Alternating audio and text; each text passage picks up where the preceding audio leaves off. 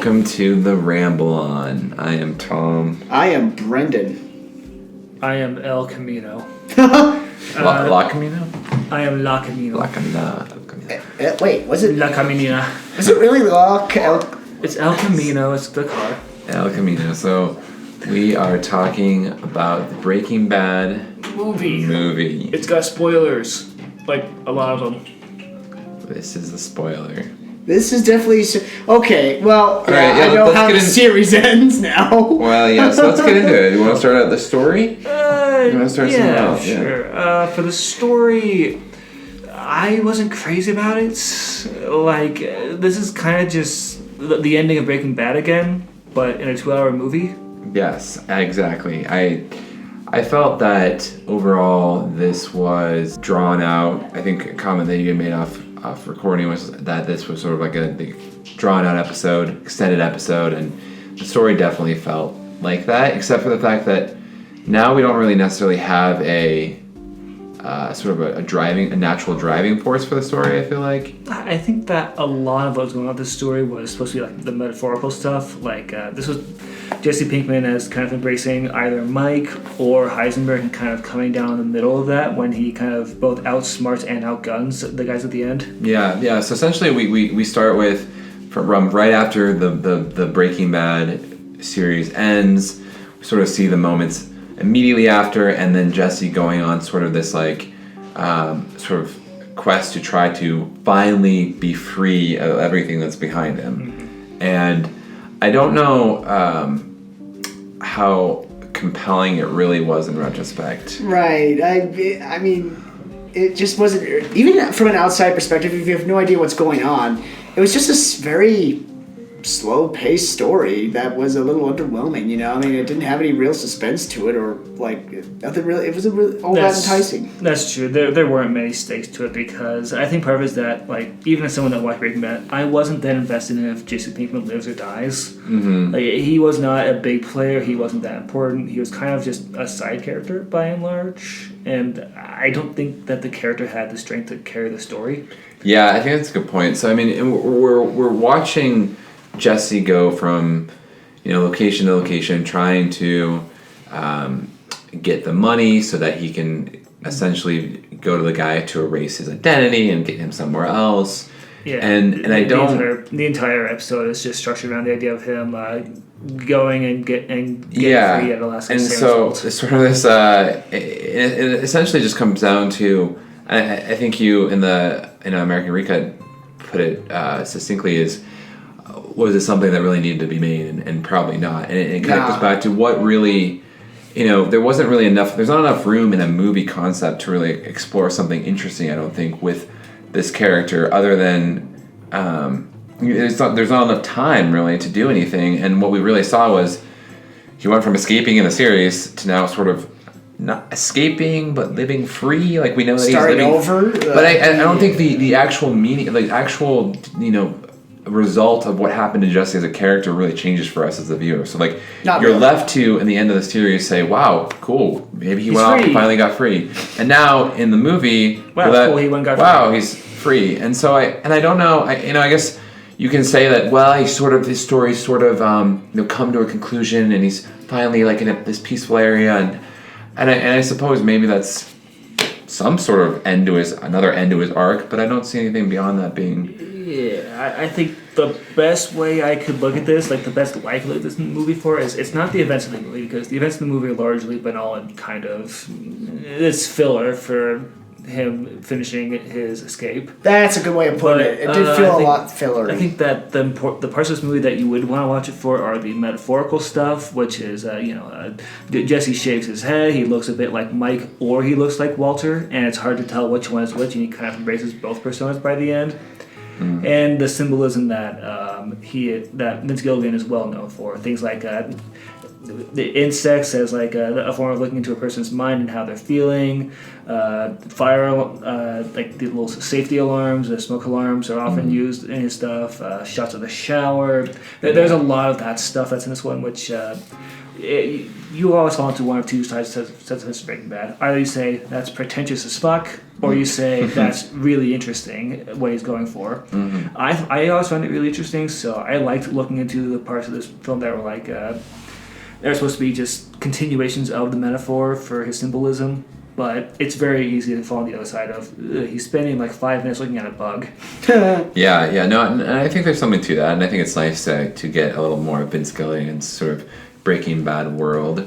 But I do think that, as far as story and the pacing and it's very much the Netflix, and I don't know at this point if it's really on purpose or not, but the normal sort of pacing of a movie is not really found in this movie, and you don't really have those separate acts. You sort of just have this continuing, ongoing thing that's happening as Jesse is sort of going from point A to point B, and I think that as far as the story goes, that if you're trying to do a movie format, it doesn't really work very well. Yeah, I think that if we're looking at like a standalone movie, I'd probably be just like constantly angry at this movie. But right. Since it's a continuation of the TV show and it's blatantly not trying to be its own standalone movie, it's hard to judge it harshly. Agreed. Yeah. Cool. I mean, it's like Nick said. There's nothing to really hook you. There's no stake to draw you in. There's no risk. It's just it's just a closure for the Jesse Pinkman character. Did I say his name right? Yeah. Okay. But really, it's just not really grabbing. Yep. So we start with Jesse driving away. We end with Jesse driving away. That's poetry. That's the story.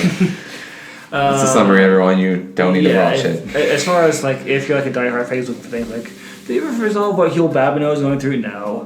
Did they ever resolve what's going to happen with Badger and Skinny Pete? No, not really. Did they resolve anything that's going on with like, did Mike die? Yes. It's Sarah. Basically, nothing really gets wrapped up for any characters except for Jesse. I guess arguably you find out what happened to the guys that built the case that Jesse was in, because he goes and kills all of them. Yeah.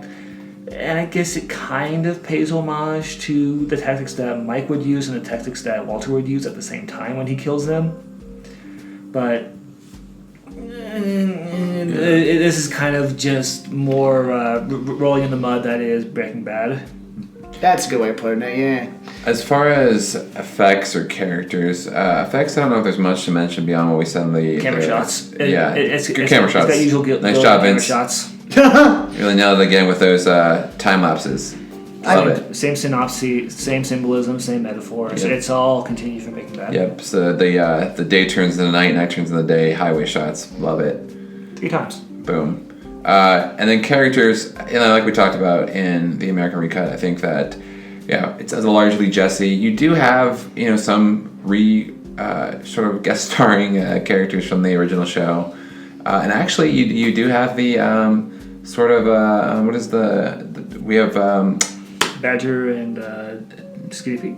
No, we have the man himself, Heisenberg, Brian, coming back. Brian Cranston makes a cameo. Brian Cranston does have the cameo appearance was events scene.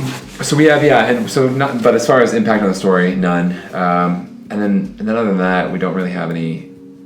I don't know. Nothing else really spectacular. Yeah, a lot of time with Todd. So really, a lot of time with Todd development post series. Great, I wanted more of the psychopath. Yeah. So we got a little bit of development there, I suppose, with that sort of character. I got introduced to him today. He's very creepy. I feel like ultimately, like, the way I would look at this is kind of like the last 120 pages off of Vince's last episode that got lost in the mail or something, and then he's picked and was like, oh yeah, I was going to include this stuff. Yeah. And then he just kind of made another episode.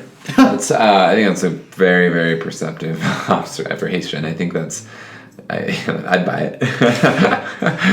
This is everything that I forgot to do in the main series that I didn't get around to doing. And then there's no Brock, there's no Hugh Babineau, there's no Saul. Yeah, man, you really love Hugh Babineau. Yul Babineau, Vince, make a Hugh Papineau sequel. Finally. Nick will be the main. I'm sorry. viewer. It's just one of my biggest mysteries of the show is I know he was told to stay in his house and never leave, but did he ever leave his house? I don't know. He's probably still there to this day, just watching the door. Yeah, that's really what we wanted. That's really what we got out of this movie is where's Hugh?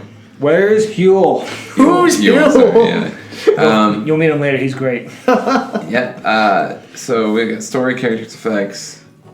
What else? I mean, I don't think we need to talk about that much more. This We'll one, talk this about was just super underwhelming. Final recommendations. Thumbs up, thumbs down. Yeah, final summary, thumbs up, thumbs down. I'm gonna say overall thumbs down. I'm gonna stick with it, thumbs down. And again, I think this is something that could go if you're a big Breaking Bad fan.